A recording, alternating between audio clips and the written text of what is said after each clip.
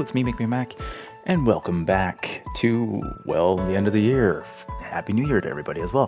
Thought I would spend some time just chatting about some of the games I've enjoyed over the year, as well as a few upcoming games that I'm looking forward to. These isn't a top 10 list if, there's no ranking or anything like that going on. Just wanted to call out a few special games that I thought were just amazing and that I spent a lot of time with this year, so maybe you guys can check them out, as well as wanted to share a few things that I'm definitely going to be playing next year as they come out as well. So let's go to it. First up is Hell Clock. For action RPG fans, this one I spent a lot of time with. It has incredible styling, looks great, feels great. The combat is incredibly smooth and allows you to build out a variety of different capabilities in your characters, driving through this unique Brazilian background as you fight through to get vengeance on the folks that took out your home and your family and everybody you care about. It's a great game, and it has nice, short, good runs that allow you to get in, get out really quickly. And every single time you do, you still feel like you've accomplished something and have new abilities and skills that you can use for the next run. It is a challenging game, and it has evolved quite a bit since it's released, with new endgame material and new items there too. But it's a great action RPG, and one of the better ones that's come out this year. Staying in the action space, Mech Havoc. One of the best top-down shooters I've played all year. Super simple graphics, but the sound design, the effects, and just the feel of the combat for this game is just fantastic. Don't put this one down if you are into action games and these kind of old-school arcade games. This is one of the better ones this year. It's currently very positive on Steam. It is not particularly expensive either. It's a good ball of fun with a huge tech tree, a variety of mechs, vehicles, and tanks that you can choose and customize, and dive in for some good mech stomping action very quickly, easy to get into. Really enjoyed this one. Coming up next on my list of favorite games this past year, Pathogenic. This roguelite adventure action game has you starting off as a tiny little cell and evolving your creature to combat a bunch of evil, bad cells in a human body as you traverse through the body to get farther and farther in and, infect, destroy, do whatever you can to survive in this cool, colorful action bullet hell world where you can basically make any sort of combination you like in terms of your combative nature and what you have available to you. Very cool, very fun, really well built, and very easy to get into. So did enjoy this one quite a bit. Getting into some of my favorite city builders of the year, Whiskerwood is right near the top of that list. This charming, stylish game has you building a small island civilization of mice to appease your kitty overlords, who are constantly asking for money for everything. You need to mine metals, you need to build houses, you need to design paths and trains and all sorts of automation that help your mice survive in increasingly harsh and more expensive island foundations. There's a huge tech tree that you can go through. It's quite a lovely game. I really enjoyed the style, the look of it, and the feel of just building everything up and watching everything go and watching the simulation drive. It's a great game and still has more to come, being in early access, so looking forward to seeing what they continue to add to this one through the next year. Speaking of unique city builders, I don't know if this one qualifies, but Microtopia was an amazing automation factory building sort of city builder game where you get to lead a colony of mechanical ants in a microscopic world and continue to build out and grow a incredibly detailed automation system, bringing new longevity to your ants, bringing in new technologies, exploring new microscopic islands, and just expanding upon everything. I spent probably the most time of this one of all games this year on the channel. You can see a whole series on that one as well.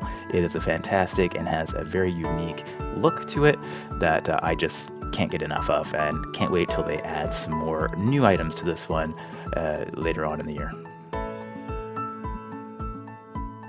This year is also a great year for Automation Factory games in general. Mine Mogul, one of my favorite ones this year, allows you to go underground and build a incredibly large, complicated mining factory underground using physics-based technology as well. So all of the items that you mine are physics-related and need to be garnered that way as well because they go everywhere. And it's pretty crazy and incredible, but I do enjoy this one. There's so many different levels of technology and so many different things you can do, and it's so quick to get into and get automation started, which sometimes these automation games don't really have a lot of. So this one really gets you in right away, automating things, and it's very enjoyable. And I had a lot of fun with this one, and it's still in early access, so there's still lots more to come, and the devs have been extremely active in adding new features and updates and fixing things that aren't quite working. So looking forward to seeing where this one goes in 2026. And the game that I've called the most satisfying factory automation game of the year is Alchemy Factory. This game is just really, really thoughtful in terms of everything that it's been provided by its devs. There are so many quality of life elements to this game that I have never seen in any other factory automation game at this state in its early access. It's quite incredible. It's one of the most enjoyable games I've had all year, and I'll be spending a ton of time with this in 2026, as there's still so much more for us to explore, and the devs keep adding new features, functionality as we go along as well too. This one has a couple of troubles in its state as well too. Will hopefully get sorted out early in 2026, but really satisfying factory game that I'm looking forward to playing many, many more hours of. Pale Coins, one of my favorite action RPGs of the year. A incredibly built pixel world with deep stories, characters, tons of great art, and very solid feeling kind of Souls-like combat inside this world where you get to explore, where there's minimal influence. You kind of go out and do what you want in the way that you want to do it, find things, explore things, solve puzzles, and find your way around this world in search of the Pale Coin. Really incredible game. Was really surprised with this one. Very inexpensive, well to get into, so great game option for folks who want to explore in more old school style RPG. This one's one for you. Pale Coin's available on Steam.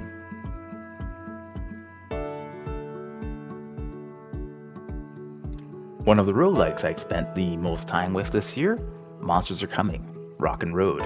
This fantastic looking RPG slash roguelike slash moving castle combat game was exceptional. I had a lot of fun playing this one. There's so many different builds, so many different castles available, and different ways to get through this one.